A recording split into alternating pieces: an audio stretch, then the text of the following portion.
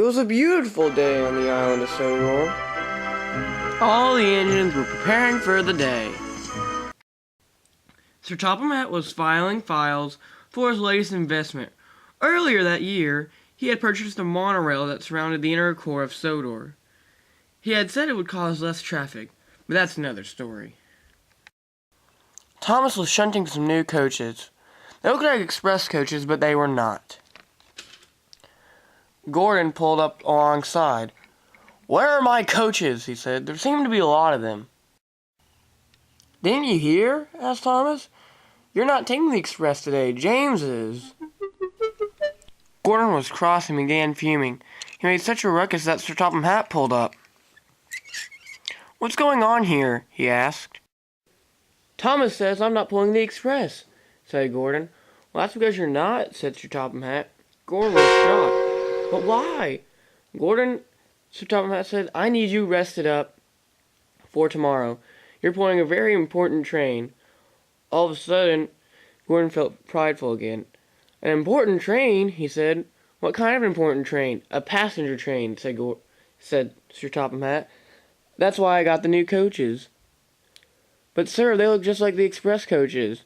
"I thought it would look more professional if all our commercial train coaches looked the same," said Sir Topham Hatt. "Oh," said Gordon. Later that night, Gordon was still boasting. "And Sir Topham Hatt," he said, "got new coaches just so that I could look like a somewhat respectable engine, one of the only ones on this railway." "Be quiet, Gordon. That's not why Sir Topham Hatt got the coaches. Sir Topham Hatt got the coaches so that we could look a lot more professional in front of important people." But Gordon didn't listen. He had it sealed in his mind that Sir Topham Hatt had gotten those coaches just so that he could look like the finest engine on the line. Next morning, Gordon was still boasting. "Go fetch my coaches, little Percy," he said. "This big engine needs to rest." "This big engine needs to shut up," said James. Gordon didn't reply to the insult. He was too busy imagining in his mind him rushing down the tracks with brand new coaches following behind him. "Come on, Gordon, we don't need to be late for the special," said his driver. Gordon agreed and puffed off. But when Gordon got to the yard, all the coaches looked the same. He didn't know which one to take. He decided to take the one on track 2. Gordon coupled up and puffed away. Little did he know that this was not the special train. Unfortunately, the special was on line 4. Gordon left the station, leaving the passengers, the cars, and Sir Topham Hatt all stranded. It wouldn't be the first time. "What do we do?" asked the passengers. "The special cannot be late," said Sir Topham Hatt. "Find another engine. Get James."